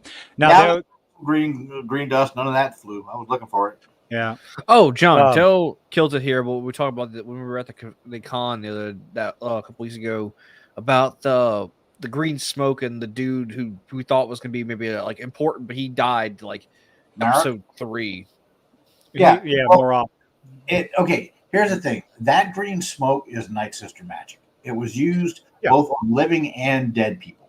I figured that. It was used on the dead to reanimate them, and whenever they would die, they would convulse like that, and then they'd expel the green gas, and they'd fall in a slump. In Rebels, both Kanan and Sabine were possessed by Night Sister magic, and when they were able to get them past the doorway threshold to get the magic out of them, that green dust escaped them as well. So we don't know if Marek was dead or just possessed or what. Doesn't really matter anymore. I think he was dead because if you notice in that scene, I think we talked about it. His arms, he obviously deflates. So I don't think he was possessed. It was either just a suit with magic in it or someone that was dead, which again, we come back to this scene, and the fan theory is like the reason why some of the troopers are all wrapped up in red and their helmets are broken and all this other stuff was that they were the undead troopers. Because didn't they have undead troopers in the expanded universe? Yeah, they did. Somewhere. Yeah. So, I mean, Disney's obviously pulling from different aspects of the expanded universe. Oh, yeah. And now that I think about it, it's like, do you complain about it? Do you complain about them pulling from the expanded universe, or do you complain about Kathleen Kennedy coming out and saying we don't have any source material like Marvel does? It's like, which one do we pick? Did she actually say that? Yes, she did. Yes, she did. She came out and compared it. It's like we don't have the books and the comic books when she was talking about the sequel trilogy. She's so clueless of Star Wars. Yeah. I don't know. And the response was people sharing pictures of their massive libraries of books and comic books. It's like, why would you say something like that? So because she thinks she can do it. She thinks she can do it better. The Force is female. Anyway. Well, going back to the subject of these stormtroopers here. Yeah. And the kintsugi, I thought it was a neat thing if, in fact, they are dead and their bodies are being reanimated through Night Sister magic, then the kintsugi uniforms would basically be a reflection on the outside of what's happening with them on the inside. that their broken bodies are being tied together with the Night Sister magic. So if that's something they're doing, I think that'd be really cool that the uniform reflects what's actually happening to them. I mean, it's a very easy theory to come to because of all the red ribbon they're wrapped around, the broken armor, the chart. Like there's obvious battle damage. There's obvious damage on a lot of their pieces of armor. So it was an easy theory to come to. But then you Wanna have make this you angry, scene Kilton. where they just, huh? I felt like Make they you angry. feel. It's just Darth Maul again. It's all Well, the male Dathmerians. This scene right here, that we're looking at. This scene right here could have been a linchpin moment in Ahsoka, where when Ezra said, "I don't need the lightsaber; the Force is my weapon." That could have, if when those stormtroopers came, if he'd have gone full Star Killer on them and used the Force to crush them again, you would have realized, holy shit, that's what happened to them the first time around. Yeah. Ezra used the Force to obliterate them. And the Night Sisters have been basically picking up the pieces and putting them back together, but these guys can't hold a candle to Ezra, which would explain why Thrawn wasn't actively pursuing him, because if he was getting massive losses from people going after Ezra, then of course he would want to keep tabs on him from a distance without, going and losing more troops to him. But then when I saw this scene and the troops basically fell like any other stormtroopers, and Ezra was kind of underwhelming. Missed opportunity. A little big missed opportunity, huge missed opportunity. A strong male character lead gets misused. What? See, I'm not going down that route. I'm actually not going down that route this time. One of the things one of the complaints that I've heard, because I watch a lot after I have to be I have to be pretty much off the internet on Wednesdays. Okay, I can't watch any of the channels I normally watch on Wednesdays with Ahsoka going on because I want to watch it without any influence. But once I watch it, I form my own opinions and I go see what other people think about it. One of the gripes that a lot of people had was that Thrawn came across as acting almost subservient to the sisters. And I think this episode, it kind of throws that out the window because they are obviously talking to him as if he's in charge. Right. And I think that was a good thing. If nothing else, like regardless of what your opinion on how what's his name? Lars Mikkelsen is doing and how the writing is with his part and why on earth he has a fucking pot belly. That is what it is. But the sisters, the witches yes, master, or whatever, however they call them, they were obviously serving him, not the other way around. Okay, Ark, you say that. Ark has opinions on Kathleen Kennedy. Jason also had a comment in the about the same thing, I do believe. They take others' work and they're very disrespectful. That can be seen that way. Well, I mean, that's basically what the sequel trilogy was, the story of Han Solo's two children, right? They reflavored it for Rey and Ben. Yeah. Am I wrong on that? Like, isn't Rey and Ben? What they did to Han Solo in the sequel trilogy? They turned him into a deadbeat dad, a failed smuggler, and a terrible husband. It's like, go away. Why they didn't have to do that? But anyway, since we're talking about missed opportunities and we're talking about Han Solo and stuff, I think that scene in Rise of Skywalker on the Death Star when Ben sees the Force ghost of his father, I really think that was a missed opportunity. That should have been Hayden Christensen's return. He should have been the Force ghost. Anakin, especially since there's no way that Han Solo was a Force ghost there. This path was wrong. You're right. I think that would have been more. Because Han doesn't have the Force. Yeah, that was essentially that. It couldn't have been anything more than just a vision in Kylo Ren's head, or Ben Solo's head, or whatever. All he would have had to say was, "Now you understand why the path that I started, I never finished. It's not the right way to go," and that would have helped Ben to further himself from being Kylo Ren. Knowing that Vader didn't finish what he started because it was a path of destruction. And there could have been a lot of things done well with that, but You know, originally it was supposed to be Carrie Fisher showed up, and then she passed away. So then they got Harrison Ford to step in. Well, since Carrie can't do it, I'll come do it, and that's what they did there. You know, oh look, lovey feely, it's his parents, but it should have been Anakin. That would have been better. But no, we got a small little voice line at the very end of the movie. I love the fan edits of what Mace Windu's character would have actually said. You know, kill that motherfucker. No, the my favorite fan edit is the fight between Obi-Wan and Darth Vader from the Death Star. That was fucking fantastic. I watch it every now and then. It's beautiful. I think I know what you're talking about. It was really well done. They played Duel of Fates over it and stuff. Oh, that was fantastic. I loved it. Anyway, back to Ahsoka. Yeah, a lot of missed opportunities with that. Ezra could have totally revealed himself to be the reason those stormtroopers were broken. Look, the not Tusken Raiders. I still. I feel like they're just Japanese Tusken Raiders. Seven episodes, and we still don't know Baylan Skoll's motivation. I love I love, like I think he's doing a fantastic job. Rest in peace. But what is his motivation? You know, what's going to happen? I think the big reveal is that he was going to be like he was Vader's apprentice, maybe, or he was a what do you call him? No, I don't think not an Inquisitor, maybe. No, if anything, I think he was a Temple Guard, and that's why he knew that Anakin was Vader. Admitted you watch it on occasion by yourself without. I don't wear pants except when I'm at work because they made me to. They made me wear never wears pants, Steve. I do own pants. I have to wear them now because my job says, "Hey, we need you to wear pants now. It's a safety issue." Blah blah. I was like, "Yeah, okay, whatever." Candlelight. As far as Baylan Skoll goes, if anything, I think that the reason he knows about Anakin Skywalker becoming Darth Vader is because he was probably a Temple Guard because he said he watched everything he loved burn. Meaning, there was another people that had like a fan theory that he was the kid who was like Master Skywalker. No, he's not. Yeah, no, he was much older. He was.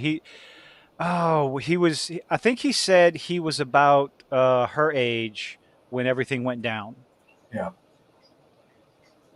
Shin's age, yeah. I remember her name. I mean, Miss never blinks. Okay, am I the only one who thinks that she looks like the love child of Elizabeth Olsen and Scarlett Johansson? Yeah, that's who it is. Scarlett Johansson, much younger Scarlett Johansson, mixed with Elizabeth Olsen.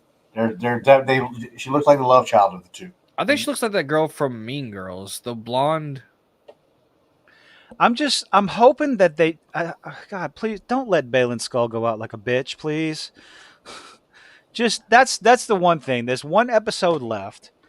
Also, don't let him that go one out scene, like a bitch. That one scene where he's like, "You can never defeat me," and then she had the lightsaber to his throat. There were so many choreography fuck ups in that entire scene where Ahsoka could have just zapped him from behind, the spinning and everything. But that's just that's everyone has their own gripes and preferences or for whatever when it comes to lightsaber fights and choreography and stuff like that. Now, I will say one thing that I do love about this series: the Howlers. I love the Howlers. The Howlers are great. Dogs? Yeah, the dog horses. Oh, I hated that scene last episode. Where, oh my god, I have a German Shepherd. That's exactly what they act like. Yes, but there was no reason for her to follow Sabine. None whatsoever. They had barely spent any time together. That's what they do. Oh, no, for her to react like that, just shooing him off, it's like you're on a planet by yourself. You have no idea where you're going, and the mount has your water. Like that was just. It was in there to have a little bit of comic relief, and but see, do a better. It didn't make any sense from a survival standpoint. I'm talking about the behavior of the animal. Yeah. I like that. Basically, it acted like a German Shepherd, and I think we discussed it last week. He's like, it shouldn't have any real loyalty to her, though. It just met her. He just met her. The lack of loyalty, but it's like, would it have bonded with her that quickly? I don't know if Sabine was riding me. I'd bomb with her pretty quickly. I don't know. Right, that's a whole different story. I mean, I'm telling. Oh, I'm just wondering. I was like, there's one episode left. How are they going to resolve this? Isn't Dave Filoni? Isn't this supposed to lead into a movie? It is actually a movie tentatively called Heir to the Empire. So something that Luke did in the My prediction is I think that Balin's skull is going to be left on the planet, and everybody else is going to go back to the Star Wars galaxy. And I think he's going to discover an old Zepho temple and find some kind of power or being or something that's still there. And that's how it's going to end is, okay, Balin Skull's in this other galaxy, and he just awoke something. And everybody here knows that threat is going to be coming this way. Because, I mean, they did have a Zepho mech in Bad Batch, and I don't care what anybody says, that thing was Zepho. How do you spell that? Huh? I assume it's like exactly how it sounds. Zefo. EFFO. Yeah. DFFO. The Zepho, that was something that was introduced in Jedi Fallen Order, and their technology, what we saw in that episode of the Bad Batch, the one that was the an ode. Wait, you mean those clunky little two-legged mech things that you? I'm trying to remember what the hell that we talking. Because I played Fallen Order. Right. No, remember those temple guards that had the big round energy thing on their chest and they were right across the room. You have to dodge them and everything, and it'd fuck you up. Yeah. Okay. And there wasn't there like a broken one in the that little fake not tournament, that little arena, that junk arena. Well, yeah, there were a few of them that were non-operating. But the point I'm making though is that energy that came from his chest whenever he would sweep across the room and basically fuck you up, that's the exact same thing that mech, that giant Godzilla-sized mech that they awakened on Bad Batch was firing on the planet. It was almost exactly the same thing. So I'm like, okay, this is absolutely Zepho technology. So Zepho has made the jump from the video games to the canon. I mean, not that they say that Fallen Order is supposed to be in the canon, but it's a video game, so that's kind of a fuzzy area. But the fact that they took the Zepho from that and put it into the Bad Batch, and then now there's Zepho riding on the temple that they're at in Ahsoka, and their the original concept art for the planet where they got the map from had Zepho markings all over all the walls, and yeah, that's the Zepho right there. They're supposed to be this badass, highly technologically advanced civilization that left the galaxy thousands of years ago.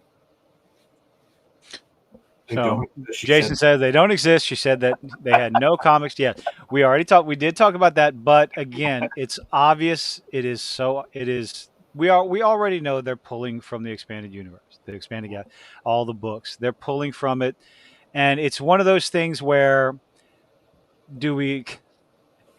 how are they handling it? I guess the only thing we can complain about now is okay, how are they handling it? Is it respectful, or it's something? I don't know, man. I'm kind of mixed on it because in the beginning, again, what she said, we don't have anything to pull from. It's well, but you're pulling from all the stuff you said wasn't there. So which one? Let me enlighten you guys on a conversation that I had with someone who was part of the Lucasfilm story group. Well, first off, is this thing being recorded? Is there going to be, because if I drop a name, is that going to stay on the internet or? You can bleep it out. Well, you don't drop any names. Okay, I won't drop any names. You were talking to someone. I was talking to someone when Disney bought Lucasfilm, and he was a member of the Lucasfilm story group, and we were talking about what was canon, what was no longer canon, and I brought up to him, I said, what about Shadows of the Empire? Shadows of the Empire is absolutely supposed to be canon. It was the movie that didn't have a movie. It was promoted as such, and I've always believed Shadows of the Empire was canon. And he said to me, I think you answered your own question. You know the answer to that. And I was like, yeah, I don't want to accept it, though. And he said, look, it's not like the expanded universe is gone. He said the expanded universe while not being considered canon as we move into the Disney era, is still there Yeah. for us to pull from. He said it's not canon now, but that doesn't mean that elements from it won't become canon in the future. That there are a lot of things in the EU that we would like to see as part of Star Wars down the road, many years from now. But it's a matter of how you bring it in, making sure that it's true to the original while being something new for the current canon. And he said, you're going to see things. I said, so I'm going to see Thrawn. He's like, I'm not saying anything. I'm just saying that you're going to see things from the EU as the years go by become part of the canon within the new canon. And so I was all right. And I always kind of held to that. And I told people that whenever I had the chance. And hey, Anderson wasn't a bad writer. I enjoyed the Black Fleet Crisis. That was a pretty good one. But I think that was Anderson. But in any case, I do wish they would take it away from Disney, though. I don't care. Disney's never letting that go. No. And look, here's the thing. Love it or hate it, Disney has done more with Star Wars in the last 10 years than Lucasfilm alone had done with it in its entire run since 1977. But are they bringing in more fans, though? Yeah, they are. Yeah. They're bringing newer, younger fans. These are the people. See, here it's the prequels all over again, because a bunch of us are Gen Xers, okay? We remember when the prequels came out, everybody was like, oh, this isn't Star Wars like we knew Star Wars. Bullshit. I camped out for episode 1. Thank you very much. I did too, but I was a little disappointed. I was there. I remember walking out of episode 1 saying that did not feel like Star Wars until they got to Tatooine. That was what words that came out of my mouth upon leaving the Carmike Theater that was behind the mall okay, over there that opening night. I remember looking at Travis and saying, I enjoyed it, but frankly, it didn't feel like Star Wars until they got to Tatooine. And that was because we just weren't familiar with all that stuff. Now we're familiar with all that. And the thing is that for all the people in our age bracket who didn't care for the prequels, there were a lot of kids who loved it. Now those kids, that would be Hoshi's people. I grew up watching those movies. Now that you guys are adults, it's like, oh, the prequels are great. Everybody loves Anakin. Let's bring in Hayden Christensen. Let's do all this, that, and the other. But as adults, it's like, yeah, we don't care for the sequel trilogy. Well, guess what? There are a lot of kids who really loved the sequel trilogy and loved what Disney did there. And those kids are going to grow up, and that's going to be their Star Wars. And so, unfortunately, 15, 20 years time from now, you're going to have people who are going to be Hoshi's age talking about how amazing the sequels were. And we're going to be like, are you out of your freaking mind? And be like, shut up, boomer. You know? That's going to happen. So, I mean, it is what it is. And they definitely do have new fans coming in. Disney is... They're a business, and for better or worse, they're a business, and we have to accept the thing they choose to keep or discard because of that. And I'm not going to go into specifics on what I'm talking about right now, but I'm a little bit miffed at Disney right at the moment. But anyway, we're all miffed at Disney. No, this one's a biggie. But anyway, at the end of the day, they are going to do what they think is going to keep the dollars flowing. And right now, the dollars flowing is focusing on the period that people know, which is the Return of the Jedi and post-Return of the Jedi period. And that's... I'd genuinely like to see them do more away from the Skywalker saga. I really would. I want to see what they can do without constantly having to bring the member berries in, jangling the keys, all that stuff. Get away from that. Show, like, if they believe they have talented people, talented writers, talented actors, show it, prove it without pulling stuff without pulling the Skywalkers in. Right. I agree. Give it a shot, well, I'm hopeful for Skeleton Crew. We don't know what Skeleton Crew is going to be about. I hope it's got nothing to do with Skywalkers. I'm looking forward to that, because that's also in that New Republic era. We'll have to wait and see. I'm going to continue to give everything a shot, be open-minded with it, and I'm just going to continue to voice my opinion. I'm going to talk about what I like. I'm going to talk about what I don't like. And I just, like I said, I really hope, I hope they do. If nothing else, it's to do Ray Stevenson's right. You know, Yeah. I don't want Bale and Skull to go out like a just. Uh, Well, I tell and you what, again, a lot of people said that if Balin Skull survives the last episode of Ahsoka, who would be a good recast for him? And I am of the I'm of the camp of liking Lee Schreiber, I think his name is, the guy that played Sabretooth in the Wolverine movie. You mean the oh, you mean in the Origins? Wolverine origin movie, or okay? Oh, That guy. okay. Lee Schreiber. I think He's he got- looks he's a got lot the like. presence. Yeah, he's Maybe, about the yeah. same size as Ray Stevenson, Mhm. and they look similar. I think his name's Lee Schreiber. I Yeah, think. Lee Schreiber. Leave. L-I-V-E. Yeah, Lee Schreiber. Schreiber. Yeah. Whatever happened to the guy who played the original? Not the original, but like the original The wrestler, live action. the wrestler guy that played Sabretooth. Yeah, well, no one knows.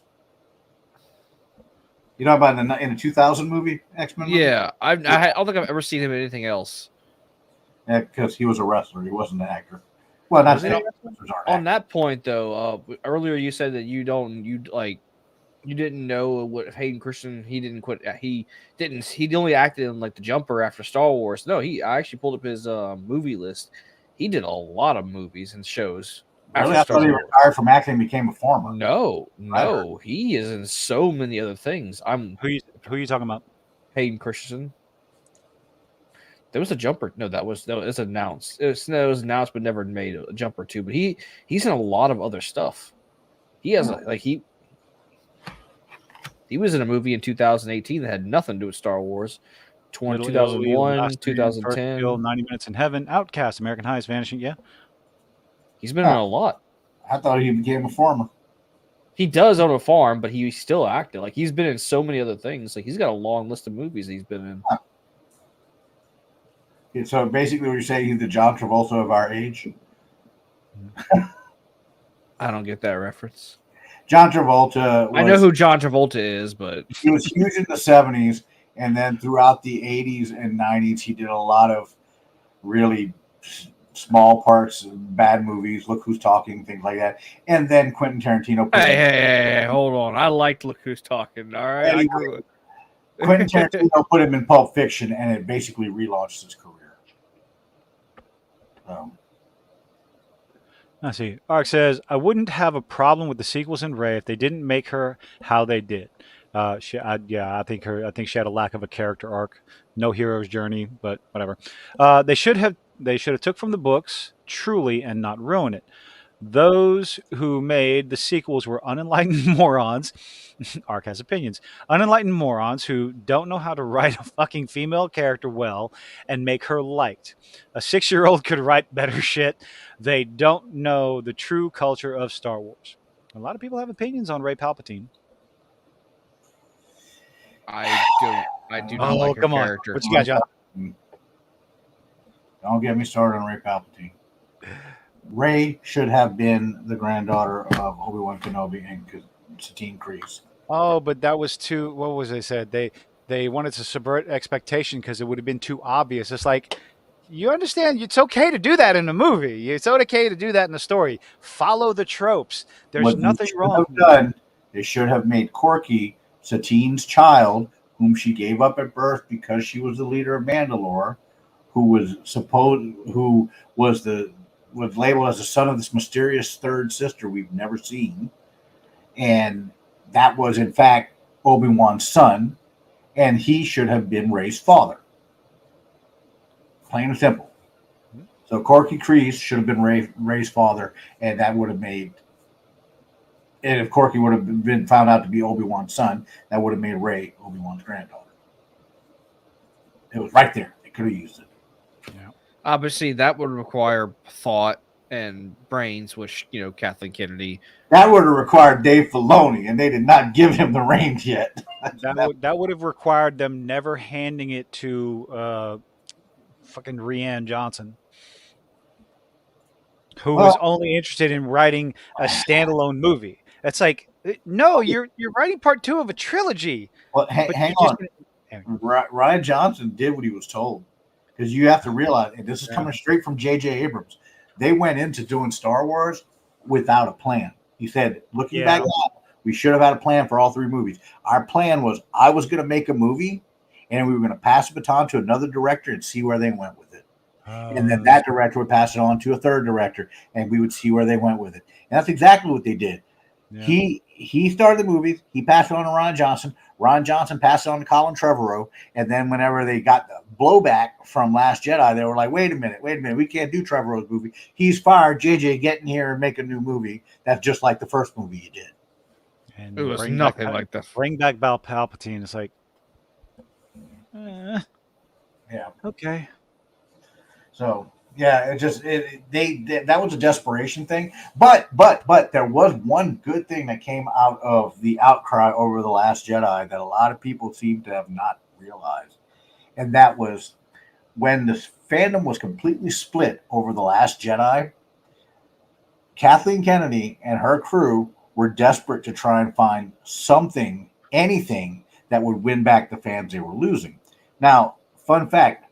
Because Dave Filoni wanted to learn how to do live action, he was actually Ron Johnson's shadow on The Last Jedi. Ron Johnson taught him the basics of filmmaking, not doing animation, but doing actually live action filmmaking. So if you actually look at a lot of the behind the scenes, you'll see Dave Filoni floating around in the background because he was basically being Ron Johnson's shadow. Now, when the time came for them to say, hey, we got to do something to win the fans back, I have no doubt in my mind, Filoni said, give them the Clone Wars. We never finished it. And that was why we got the final season of Clone Wars. They wanted to win the fans back. And guess what happened to Celebration that year? All the fans who were pissed off about The Last Jedi were like, wait, another season of Clone Wars? What's that saying you always say, Kilted? Consume product, get excited for next product. Yeah. It's from Red Letter Media. Don't ask questions, just consume product and get excited for next product. Yep. Wear the glasses. Wear the goddamn glasses. I can't anymore. Oh, I'm so upset that Dune 2 got postponed. Damn it! What's that? Dune 2. They postponed it. It was supposed to come out in November, but the writer's strike, which ended yesterday, which is good. It was postponed. Yeah, well, yeah. Now the writers and the actors can go out and start running their mouth again and call us. Anyway, that's a whole different story. Well, in any case, though, the delay of Dune, I'd rather they delay it and it come out the way it needs to than them try to rush it and put it out in November. No, it's done. It's done. There was no rushing involved. Denis Villeneuve, they postponed it because of the writer's strike because he wanted the actors to be able to go out and promote it. And it's like, right. You know how many people are waiting for this movie? Like the example I like to give for myself, I don't know how to sit down and do nothing else but watch a movie. I always have my phone next to me. I'm always trying to multitask. I sat down at 9:00, put Dune 2 on, and didn't touch my phone. It's 2 hours and 40 minutes of a movie. And just I watched it, and when I realized it was getting towards the end, I'm like, no. So I am thoroughly excited for the next installment of that one. Absolutely. Well, look at it this way. We waited this long for proper Dune movies. A couple more months. Not that big of a deal. And I'm definitely watching it in the theaters. I'm not watching it on HBO. IMAX, dude. I can't travel to IMAX. I don't have that kind of time. He has the children right across the street. You will make time. Oh man. Well, I know. And of course, season 2 of Arcane. Season 2 of Arcane's coming next year. I need to go back and rewatch that. I watched about 5 episodes in, and I was kind of. Oh, you haven't watched it all? No, I lost track. I never finished it either. Y'all! I think I had like 2 episodes left. You have got to go back and watch it. That all 9 episodes. It's just fantastic. Season 2's coming up. What's that? Season 2's coming up when? Next year. I think either November or December, but yeah, it I is got coming. plenty of time. Yep. Yes. It is absolutely. Hey, The animation Steve, is How fantastic. you Story of doing? the character. Look, Steve, How you it's hard doing? enough to get my own Ooh. girlfriend to go to the movies with me sometimes. I can't babysit 2 humans. Well, I got to power through Loki season 1 this weekend because season 2 is coming out, It was good. and It was really good. opinions vary. So I cannot stand what they did to his character. I don't care where they pulled him out of the timeline. I do not believe Loki would have believed a goddamn thing the time cops were telling him. He just thought they were Convenience. full of shit. No, my ass. Okay, That was a Loki. joke. No, I'm so- Loki would not have believed a single word they were saying. I'm sorry. So, but I did not watch it. I did not watch the first season. I only heard different things about it. I'm going to watch it for myself because season 2 is coming out. The action and the comedy was pretty good in it. It's just the story was, it was predictable, very predictable. There's Also, nothing wrong with predictable. Whatever happened? Me and my friend John the have milkman, not the you, John, other paperboy, John. even MTV. Anyway, what? have a theory that Loki snagged some of the stones out of that cupboard. So the problem so that complaint about the stones, about how the Infinity Stones were nothing more than paperweights in what is it, the TVA? Yeah, the TVA, Yeah. which that is canon So- from the comics, by the way. The stones Now, do not work outside of their universe. Exactly. See, that's my whole thing. The reason why they're useless is because once they're taking out of their own separate realities, they are null and void because they don't work in this dimension. So They're calling bound to them, their like, universe. trivializing, saying that they've been trivializing this, that, and the other, that argument I don't agree with, because if it's something that's set that they only work in the universe that they're from, or the timeline they're from, whatever you want to call it, then Yeah. okay, I understand why they're simply used there. Like once they show up here, they lose all their power. And they can't go back to, they can't be just transported to another timeline, another dimension, another universe or reality or whatever, and be used again. So like when they go there, they lose all their power. In that sense, it's like, okay, I can accept that. Yeah. So in the comics, the Council of Reeds, it's exactly what it sounds like. It's like Reed Richards from every universe made a Council of Reeds. Council of Mort. Is that where they got the council from on the Flash of the the scientist that was on the Flash TV show? They did that where all the different versions in from all the different universes came together. Probably. Council. I mean, DC and Marvel steal from each other all the time, so it doesn't matter. Point is, in the comics, the Council of Reeds, each of them showed up with their universe's respective Infinity Gauntlet as they brought their weapons, but they put them down, kind of thing. I don't know what that's called. Help me out. There's 2 places you can find Arcane. It is on Netflix. But also you can go hang out with Captain Jack Sparrow if you have a VPN. Point is, though, Netflix money Stones do not work outside of their universes, so that is canon from the comics. So that is why they don't work. Now, the only explanation I could think of for why they worked in game is because they were still in their own universe, just in a different time. Well, the Infinity... Wait. Okay, yeah, they were... yeah, that whole time travel thing, that's a whole different, argument there. But no, the thing about them being paperweights in Loki would make sense because that exists outside of the universe. Yeah. Ark, you don't have a VPN, you should get a VPN. They're cheap. It's a good idea.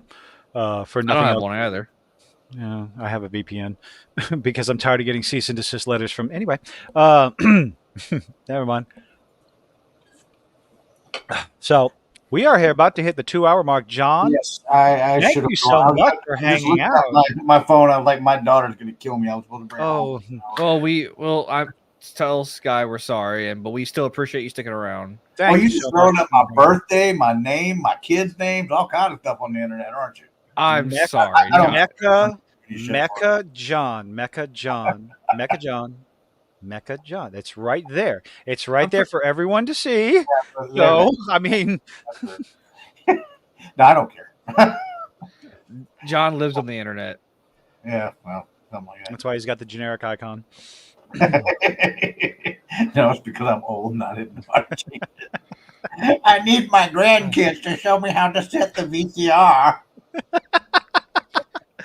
Oh, we still my appreciate you goodness. showing up, John. Yeah, Yes. And like I said earlier at the beginning of this stream, it's not a one-time thing. This is an open invite. You're welcome to join us whenever you want. We do this every Wednesday, so I appreciate it. Thank y'all for inviting me. I had a lot of fun. It was great talking with y'all. John, I'm still going to call you a hater. Sorry I used your name. I apologize. But I'm still calling you a hater, Kilton. I am not a hater. I'm looking for something to like. I'm Yeah, obviously I'm not a calling you hater. anyway, though. hey, I- we talked I- we dynamic talked good about The Last of Us. now, But all right. Well, look. Let me leave on a note of saying, Kilton, not everything can be Andor. Just keep an open mind. And I have been keeping an open mind. I watched it. I've noticed. I appreciate it. So, I was the first chatbot. I was created on a Commodore 64 on a 5.25. Hey, how does this guy know about me? And it wasn't a Commodore 64. It was a Radio Shack TRS 80. Thank you very much. Oh, Anyway, y'all have a great night. Thank y'all for inviting me. I had a lot of fun, and may the force be with you. have a good one, man. Later. Good night, John. Later. Oh, that was fun. That was Yeah. fun. I enjoyed the hell out of that. We barely talked about Ahsoka. We got our points across. There were really. I had a few gripes, but that was fun. I'm so glad he came on. Yeah. See, My girlfriend was worried that Still like calling you and me him were. My girlfriend was worried like the whole time. She was telling us, "Be nice to John. Don't yell at him." I was like, "Kilt." oh, I had no. Kilt's I not had no going to yell at intention. him. No. Apparently, by the way, hey, love, I didn't know that apparently him and John know each other from back in the He said he knew you back from the 90s. 90s, yeah.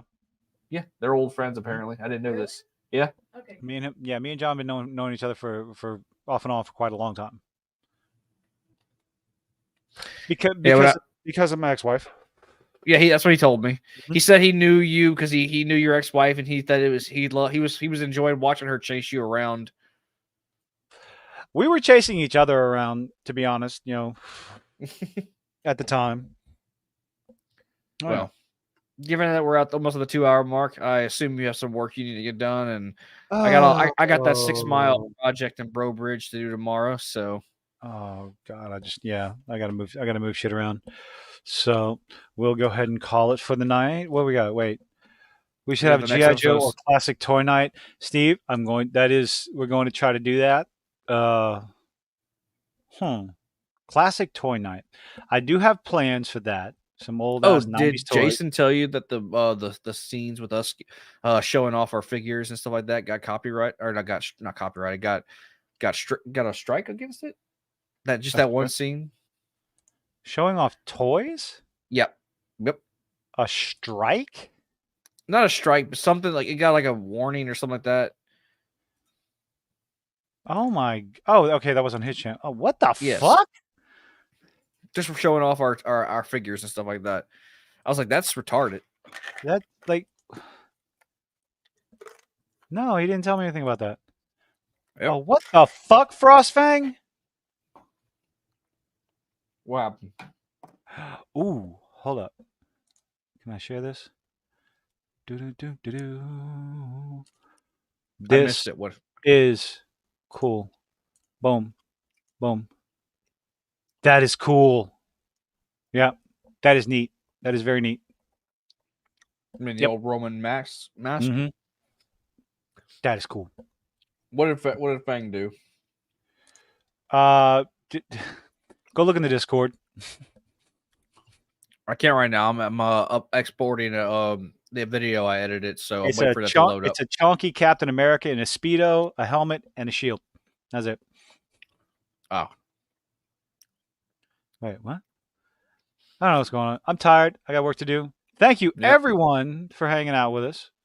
That was awesome. That was awesome. That was a lot of fun. So see you all on the next video next Wednesday night or whatever live stream we're gonna do. Yeah, we'll go ahead and wait. Good night, everyone. I'm gonna find out what Jason was talking about. And yeah, everybody have a good night. Time to save money for commission. Okay, yeah, we're gonna go. Good night. Good night. Yeah.